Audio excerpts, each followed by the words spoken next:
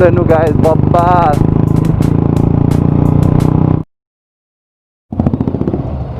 Hello guys, this is Sahil, hope you all guys are fine today. आज चाहिँ Saturday दिन चाहिँ त्यही हो, सोध खोला गिरीघाटको खोला पुगेर आएको हामी। र आज चाहिँ अझै ब्रो भेट्यो र उसको बाइकलाई अलिक फिचर गरिदिनु पऱ्यो कि। यो बुलेट चाहिँ 6 लटको हो र दामी कुट्छ यार, दामी कुट्छ। जोड नम्बर हो, अगाडि ट्राफिक छ जस्तो माने। साउन्ड पनि बब्बा लगाइरहेको। यसलाई चाहिँ मेगाफोन भन्नुपर्छ, मेगाफोन एक्जस्ट हो। स्पेसली यसले अर्डर गरेको हो, ग्लासवुलवाला हो र दामी साउन्ड चाहिँ बब्बा लगाइरह।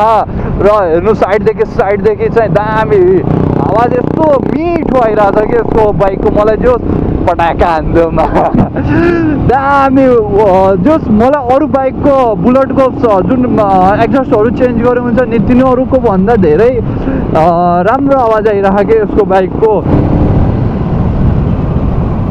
अब म यसको त्यो बाइकलाई चलाउने भएँ र इम्पोर्ट गराएको है, साइलेन्सर इम्पोर्ट गराएको। अब उसको चाहिँ म राइड गर्नलाई है दामी छ क्या। त यार बफिङ गर्नु पर्यो भएन है ताल बाइकको।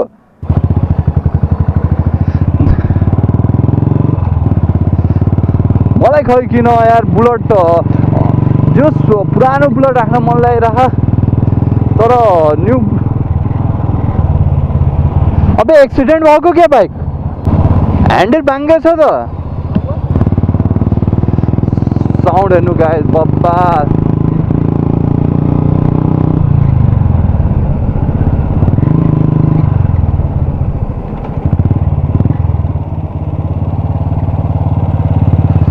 बब्बाल छ कि यसको जोस। मलाई यो बाइक अब एउटा क्लासिक राख्ने हो भने अब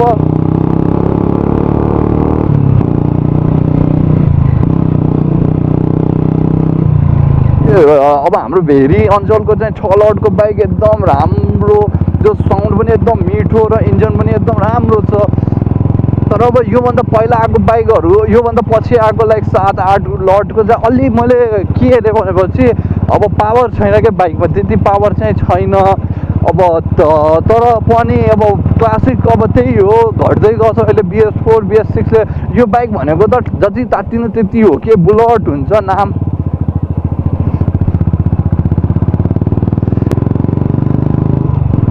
घर चाहिँ यही हो, घर उसमा घर गराइदिन ला यार, बाटोमा घर गराइदिन ला।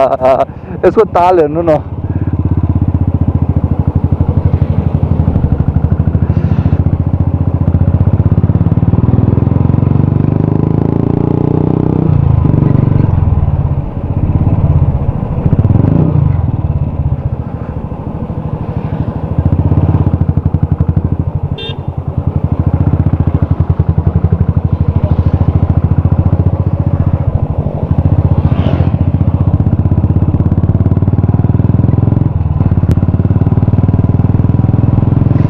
अहिले हामी चाहिँ आफ्नो एयरपोर्ट, मेरो धन्नो बाइक त यो हो क्या कम्फर्टेबल भनेपछि कसम भुइँमा बसेर चलाए जस्तो हुन्छ या बाइक।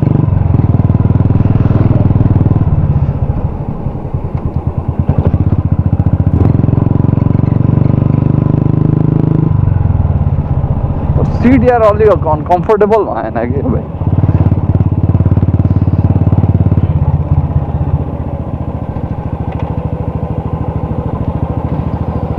दाइ यार बाइक मेन्टेन गर है। गाइज यो बाइकलाई कुनै मैले इन्ट्रोड्युस गर्न जरुरी छैन। सबै केटाहरूको एक न एक सपना हुन्छ म एकचोटि बुलेट लिन्छु भनेर। र यो बुलेट अब त्यो बुलेट होइन जुन हामीले पहिला मुभिजहरूमा हेर्थ्यौँ। यो बुलेट चाहिँ छुट्टै यो BS6 नर्मसँग आउँछ यो बुलेट। यो बाइक म आफ्नो यो बाइकको बारेमा मैले केही भन्दैन, म आफ्नो चाहिँ प्रिफरेन्स दिन्छु, म आफ्नो पोइन्ट अफ भ्यू दिन्छु।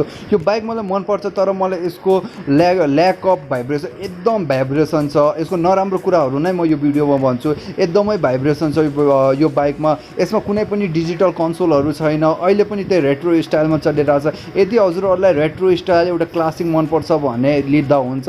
र बाइकको सबभन्दा जस्ट ट्युनिङ पोइन्ट नै चाहिँ यसको साउन्ड हो के, र यसको इन्जन पनि अहिले पुरा मेटल बडी हो, यसमा केही पनि इन्जन पनि एकदम ठुलो हुन्छ अरू बाइक हेर्दा। 350cc हो र अगाडिको एलोय, यो बाइकले आफूले जे जस्तो मन लाग्छ त्यही अनुसार हजुरले यसलाई मोडिफाइड गर्न सक्नुहुन्छ। यो बाइकमा अहिले ट्विन स्पार्क 350cc को इन्जन छ जुन हजुरको एयर कुल्ड हो, र यसमा चाहिँ कार्बोरेटर हुन्छ।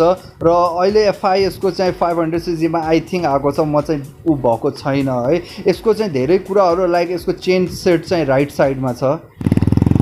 को साउन्ड विथ मेगाफोन